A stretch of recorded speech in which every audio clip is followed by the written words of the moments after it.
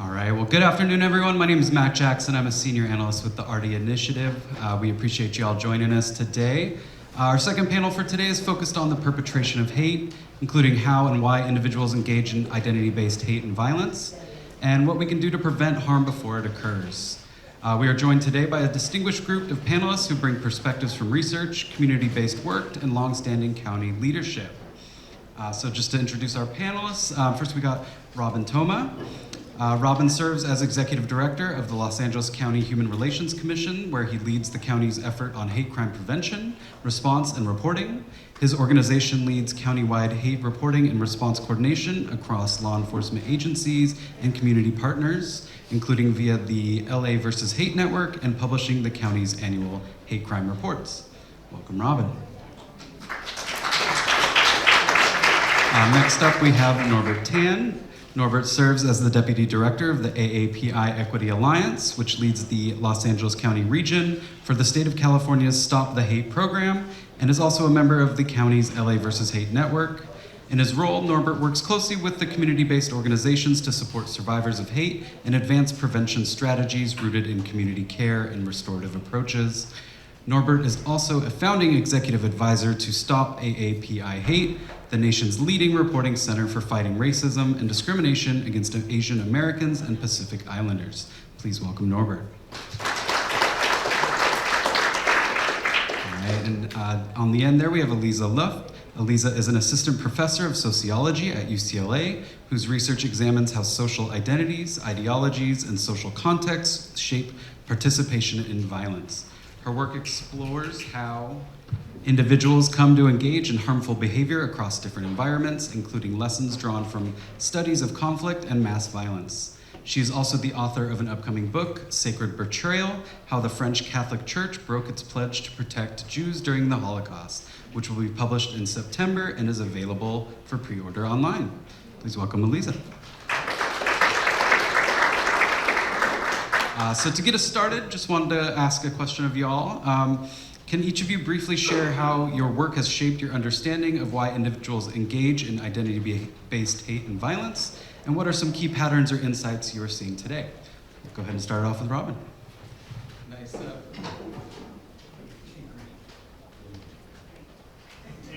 Okay, that's a nice compact question to start us off with.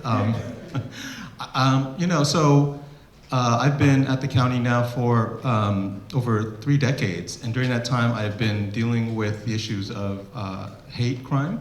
We're one of the jurisdictions, one of the governments that is probably one of 2 in the country that started collecting data and tracking it. And so, unfortunately, I've had a long history looking at reports of really horrific things that people have done to each other in LA County. And I think that what I've learned over the years is that some things have been consistent, such as the major groups that are being targeted for hate crime in LA County, at least for the ones that are reported, and that's African Americans, Latinos, the Jewish community, the LGBTQ community. And then, of course, that at different times can change, such as after major events like the 9/11, that was a huge spike in anti-Muslim Middle Eastern hate crime. And of course, after the pandemic, a huge increase in anti-Asian hate crime.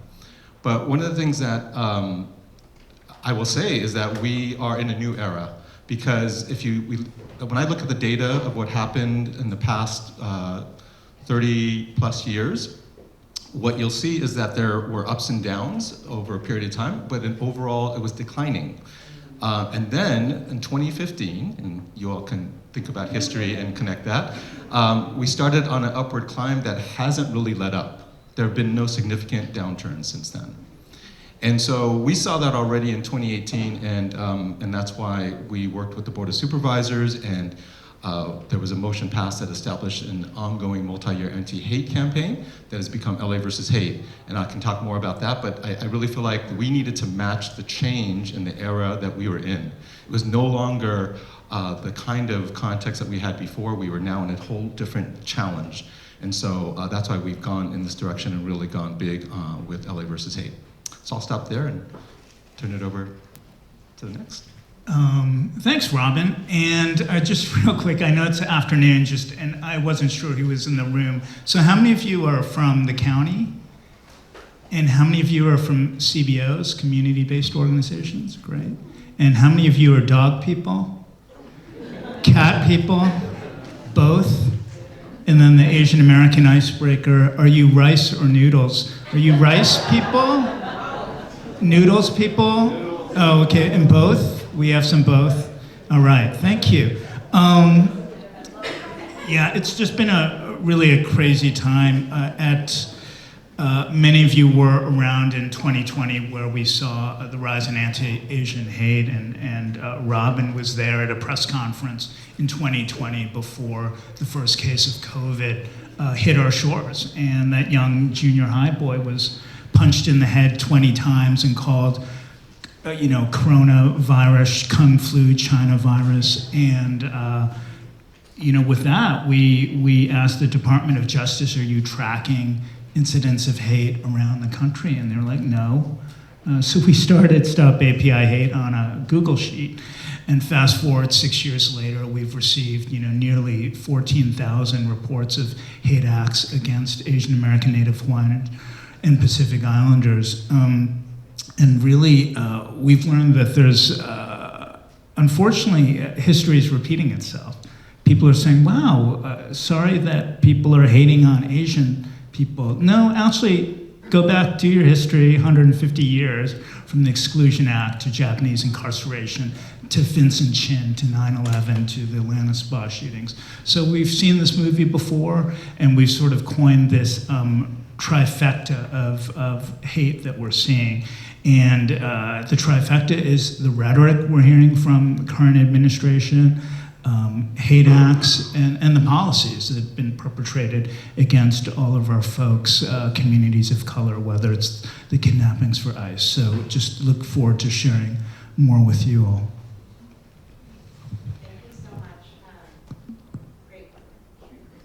Thank you so much, and I really appreciate that you brought up that history. I teach an undergrad class for 300 students on the sociology of violence, and I teach this history in class, and always, every year without fail, in my student reviews and evaluations, I have students saying, thank you so much, I didn't know this, or thank you for teaching my history, or I didn't even know my history, and so I really appreciate that you shared that.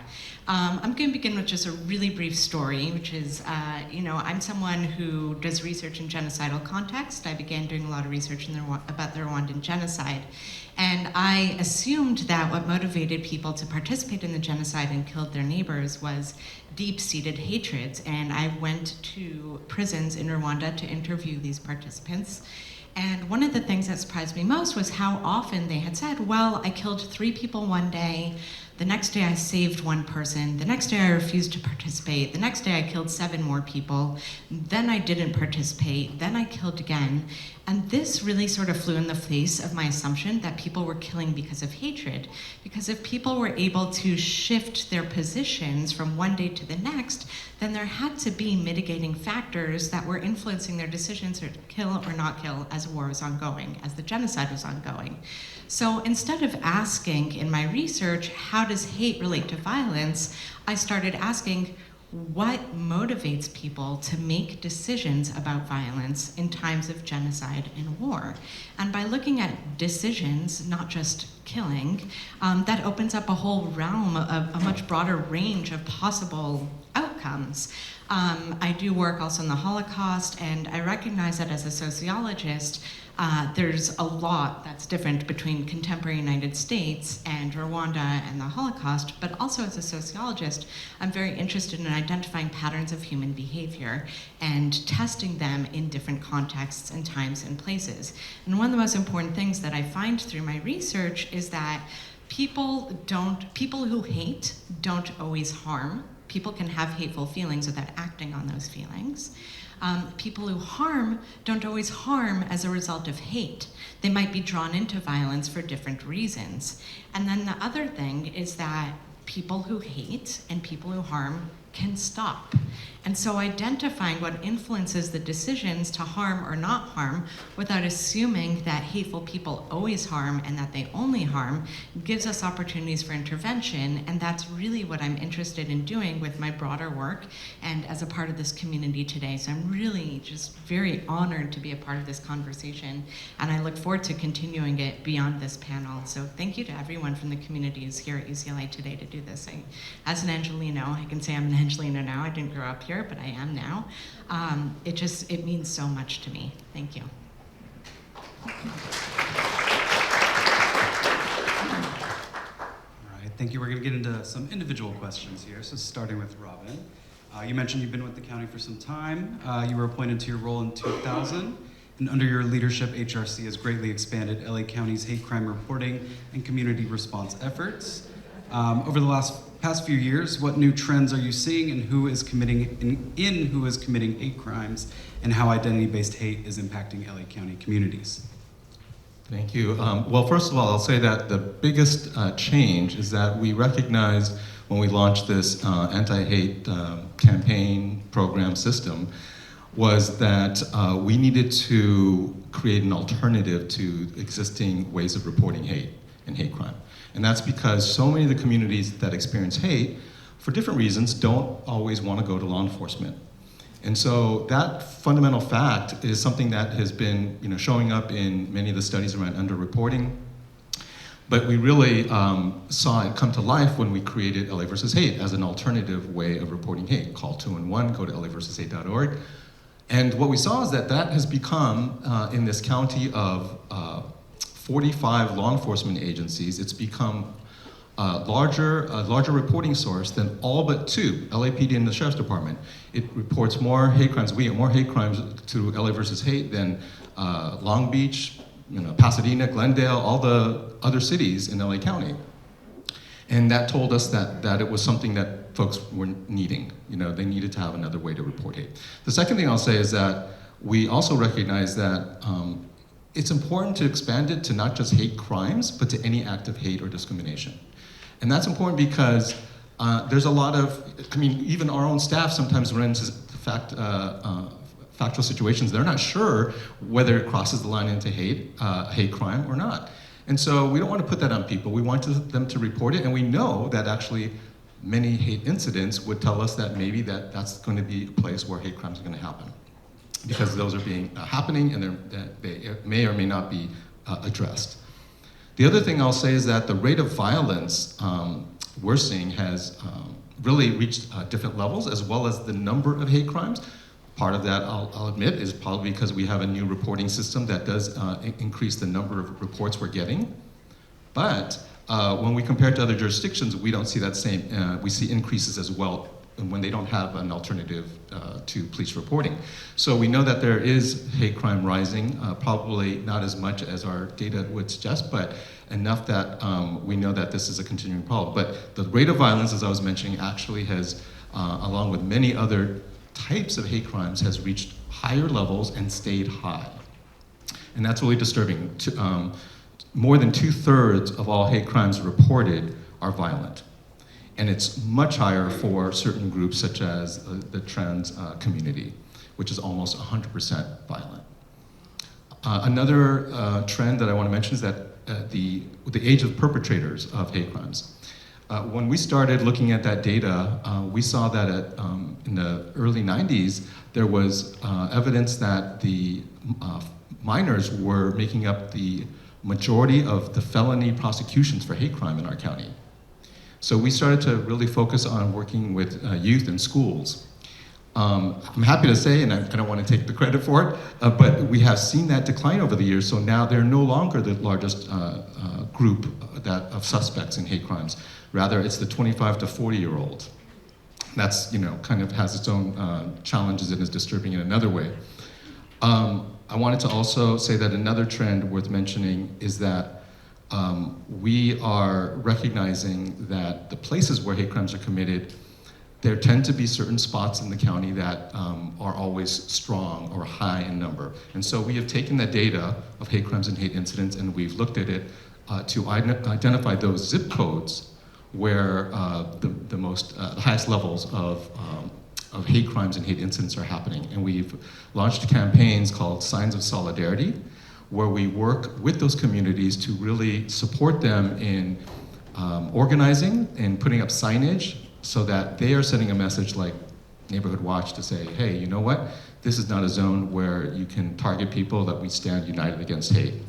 And that's a way that we are seeing that we can organize the most impacted communities around hate. There's more, but I'll stop there.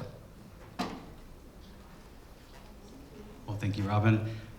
Norbert, your organization is a key leader in the county's LA versus Hate Network, which provides community-centric pathways to reporting and care for survivors.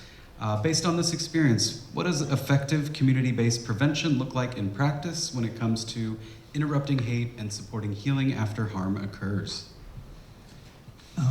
Yeah, I think for us it was about bringing people together and getting out of the way. Also with the LAV Hate program, API Equity Alliance, we were also regional lead for the Stop the Hate program out of the state of California. Many of you know the governor had signed a $160 million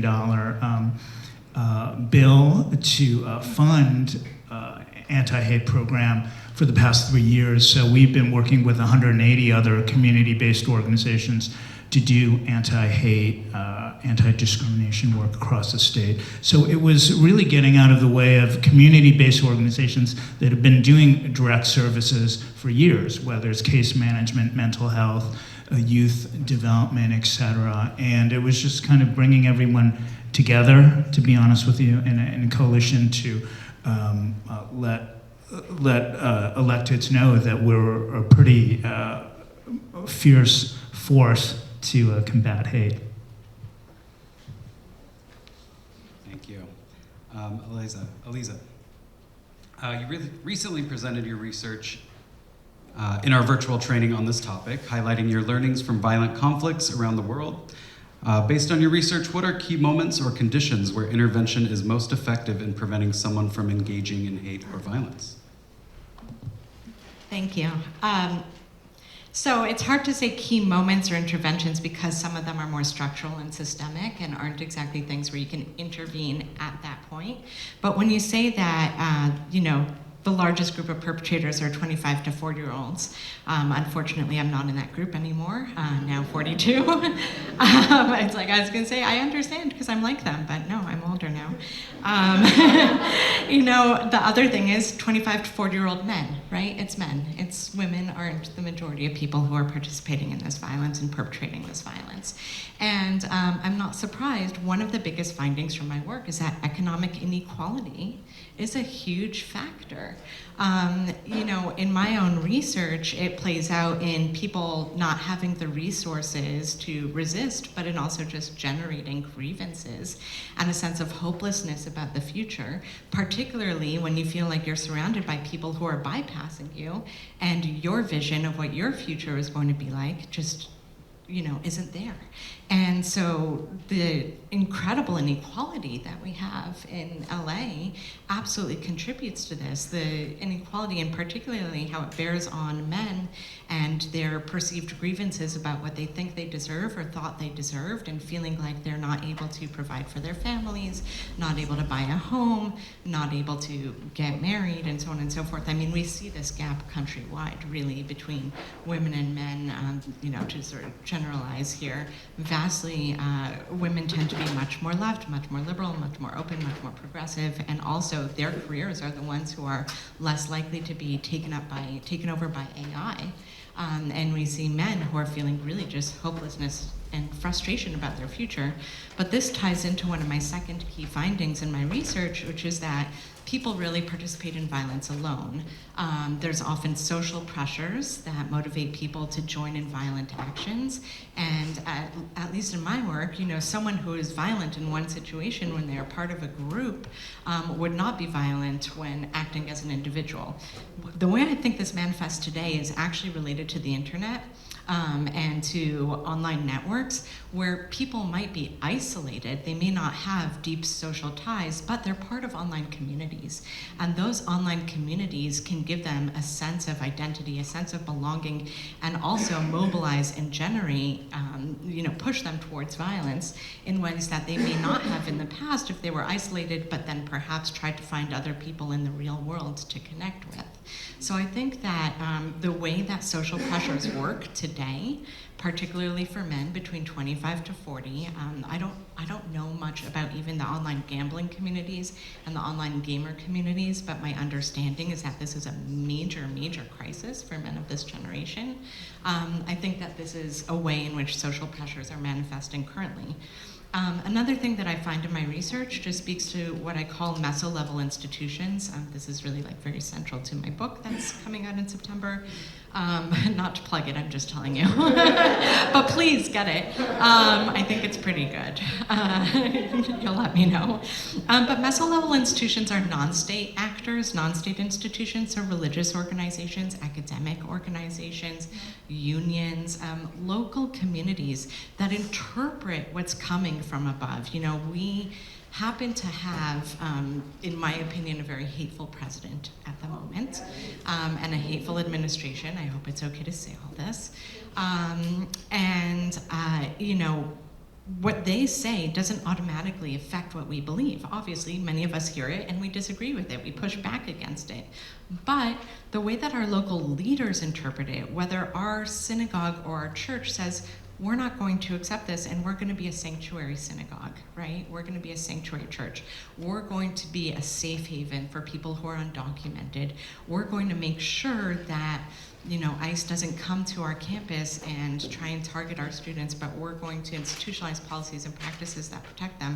That plays a really big role in how ordinary civilians who may not belong to many different complicated networks or activist movements and so on and so forth, at least think about what's happening and options to respond in non-hateful ways and in open-hearted and embracing and protective ways of other people in our communities.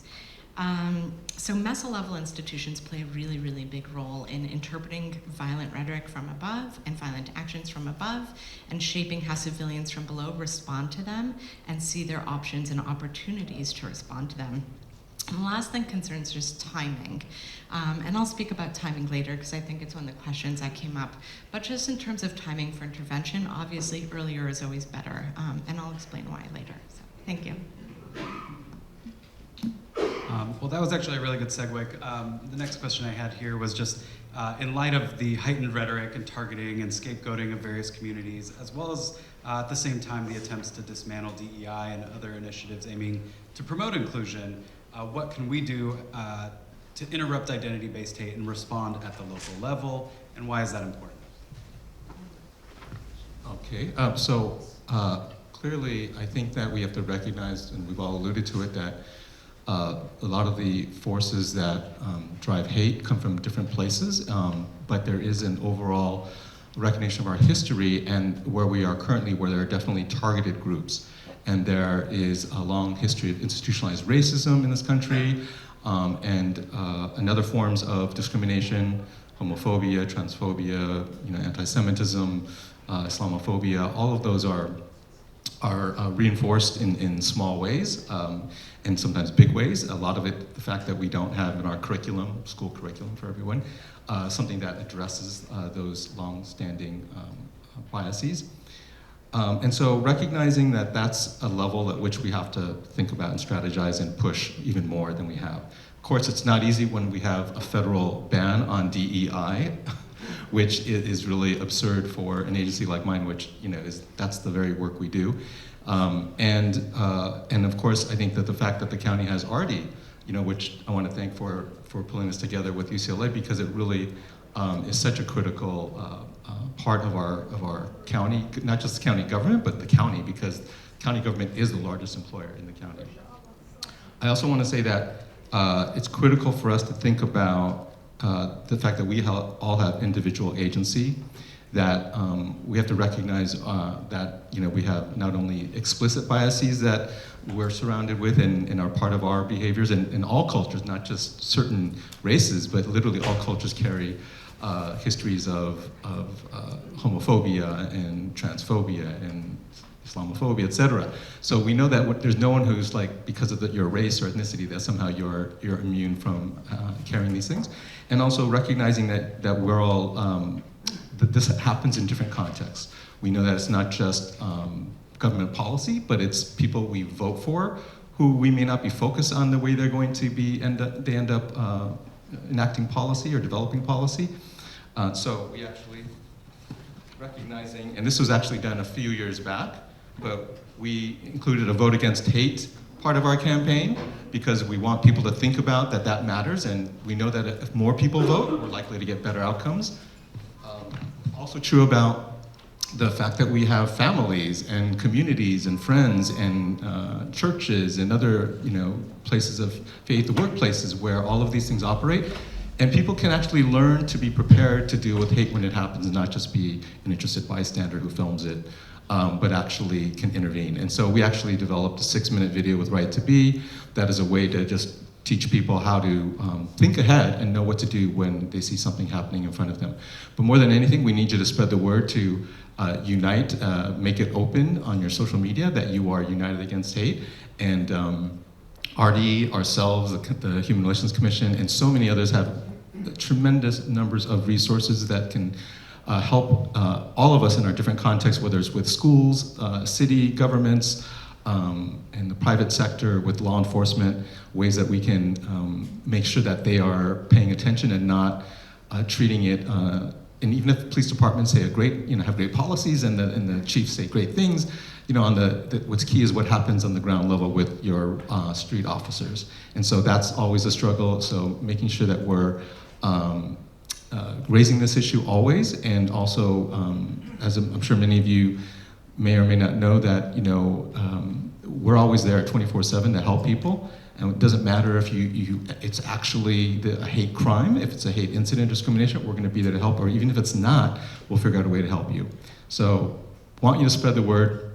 We have a long ways to go till people think of someone besides 911 to call when there's an emergency. So calling 211 or going to laverstate.org. It's the way we're going to continue to connect with all of you and the communities out there who experience hate, and build a kind of capacity with our community-based partners to turn this around, which I am certain we'll do, but I just want that to be a shorter period than a longer period. Thanks. Thank you, Robin. So we have Robin's plug, 211, and then we have Elisa's buy her book. I think my plug is pretty simple. What we realized over the past 6 years, we're turning our moment into a movement, and it's really about defeating authoritarian fascism. That's how we're going to defeat racism, hate, and discrimination. It's as simple as that. We can't get there unless we defeat Trumpism and authoritarian fascism. So we are moving into a civic engagement space. We've created C4s, both at API Equity Alliance and Stop API Hate, because we just have to do the thing and get people elected who look like us, who act in our best interest, and it's as simple as that. So my takeaway when you ask our last question is just vote in June and vote in November. Thank you. I think that two of the biggest challenges we face right now, besides what you both said, is what I'm going to call the challenge of sympathy, and the other, the challenge of indifference. And by the challenge of sympathy, I mean the challenge that many people feel badly about what's happening. Many people don't want their neighbors to be harmed. Many people, when they are forced to confront that real harms are happening in their community, feel upset about it. And they might say, I'm so sad about these mass deportations. I'm so upset to hear about this person who was beat up, on my street or in this other neighborhood the other day, or this student who was abused in an LAUSD school and was killed a few weeks ago in Reseda, right? I don't know if any of you heard this story. I think it was was she an Asian student, I think? Unfortunately died when another student threw a bottle at her head. A horrific, horrific story. And I apologize if I'm getting the details wrong, but this is an example of people who say, gosh, this is so upsetting. I feel so bad. I'm gonna retweet it. I'm gonna post about it. And that's it, right? And that's it. And the problem is that people can feel bad and they can tell their peers in those communities, I feel so bad about what's happening to you or people like you, but then they don't know what to do. And they may feel like they did something because they shared information or because they expressed their personal concern to someone, but then they get stuck. And so that's the one challenge, the challenge of changing sympathy to broader action, and not just voting, but preparation, right? Developing the kind of networks that we need to defend and protect our neighbors when it actually comes time to act.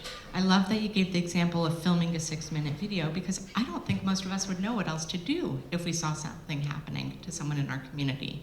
Record a video, and then do you put it online and draw attention to yourself? Who do you even share it with? Right? That's a challenge. So many of us don't even know how to protect our neighbors in our communities. I think that we saw people desperately reaching out and trying to find ways to do that with the peak of sort of I don't even want to say the peak because it's still going on, but mass ICE arrests over the summer when that first began and shocked everyone. And then the second challenge is really indifference. That people are just so caught up in their own day-to-day lives that it's hard to pay attention.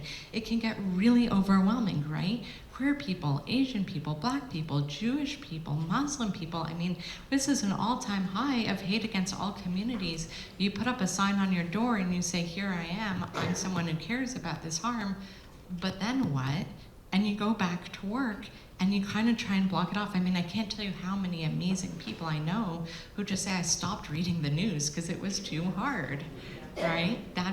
It's sort of like an indifference as a result of almost exhaustion and a feeling of helplessness. So I think that besides telling people to vote, which yes, absolutely, like I think we need to protect our communities and our state in particular, we need to reach out to what I call the meso level and give people sort of trainings so they can train their congregants, their communities, teachers. LAUSD does a great job at this. My kids are in LAUSD and we get these alerts all the time. If you want to come to a training to learn how to protect your community, it's really excellent. Or even just the red cards that people were given to hand out. Things like this that give people experience acting, so that when they have to act, it's not so hard, it's not so scary, it's something they know how to do and they know what to do. Sharing 211, that's a great resource, but really just embedding in that local level. When we spoke on Zoom yesterday, 2 days ago? I can't keep track anymore. We talked about sort of creating these deep webs across institutions of solidarity, besides just voting, which is good, but it can be an individual act. Creating these webs so that we have a tight network of protection when we have to protect ourselves and our state and our fellow, Angelinos. So, thanks. All right, well, thank you all. We did want to open it up for a Q&A now. I'm sorry I didn't cue that up a little bit better, but if anyone has any questions that they wanted to ask our panelists, I see a hand here. Okay, I have a question for Robin. You said that there were zip codes where more, there's data of the zip codes of where most of the hate crime occurred in LA County. Where can I get that information? I would like to know the zip codes. Yeah, so that zip code data is one that we have taken from all the reports and then identified. And I don't know that we have it online. We've done that crunching internally, but we're happy to share with you at laversus8.org. If you go there and you look there, that might be a place where you can send us an email and request that, because we can certainly do it. And you can actually see where we are, which is another way of finding out where it is, because we're actually, that's where we're focusing our Signs of Solidarity campaigns in those targeted zip codes and neighborhoods.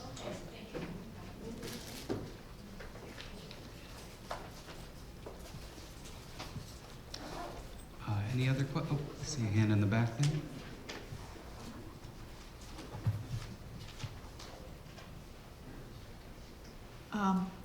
Aliza, your research is really very intriguing and interesting because that's the work that we do on ground.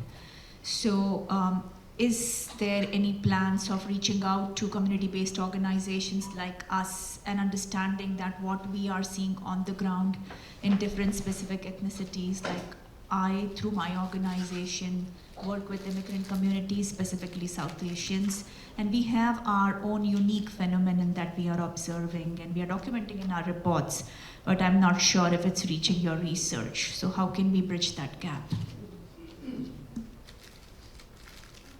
I love this question. Thank you so much for asking it. So I'll be fully open and transparent. I recently got tenure. That's, I don't know if you guys know that. It's a good thing. Starting in July, I'll be associate professor. But what that means is I now have time to broaden my reach and broaden my contribution.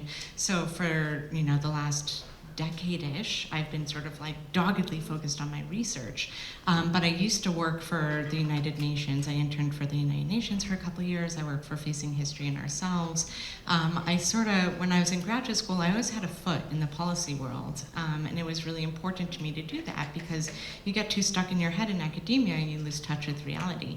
But then, of course, starting my job, so much is research, and I love my research. I love doing my research. But now that I have this new position, I also have a greater opportunity to connect with people in the community, and I would love to do that. So please, email me, I'll email you, we can talk, and we can learn together. It would be an honor. Thank you.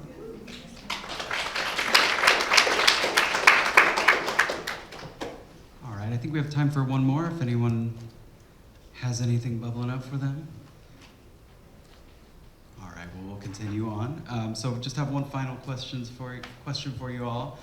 So as we close, what is one key takeaway or message you want this audience to leave with when it comes to preventing hate, perpetration, and understanding its root causes?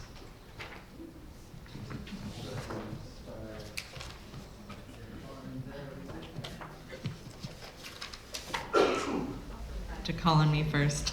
I think a key takeaway, not necessarily from what I said today, but from my work more generally, is that hope isn't enough, and hope can actually be demobilizing. As long as people hope for a better future, they can sometimes feel hopeful but not act. What we need is collective and coordinated action.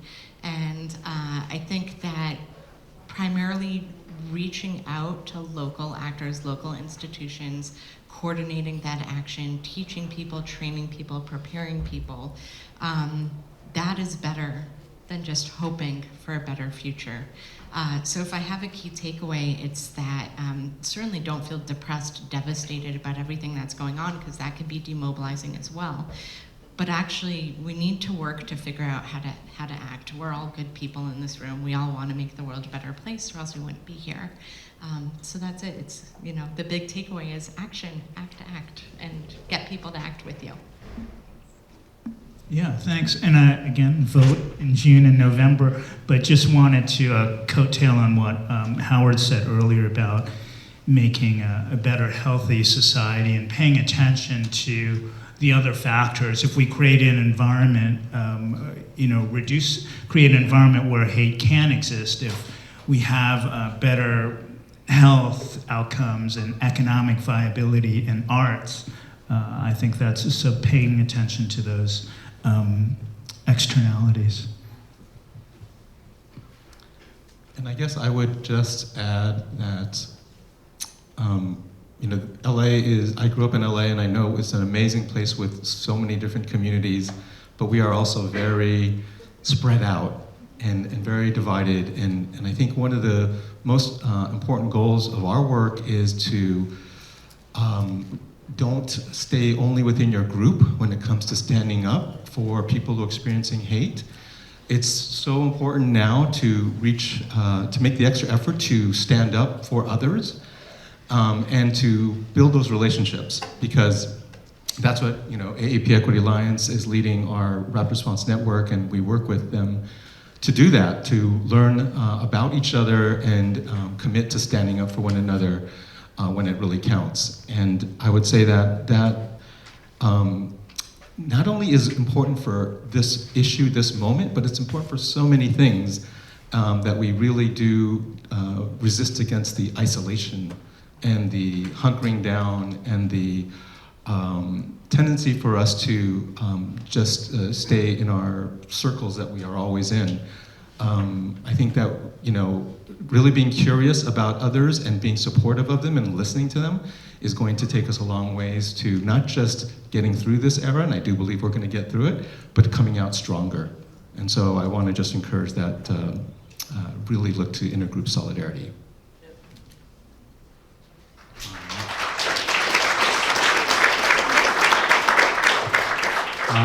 Just want to thank you all again for participating today. I know for me, a big takeaway has just been the importance of community, knowing your neighbors, building those networks, knowing who's at your kid's school, and building those real connections with community is really just important to this work.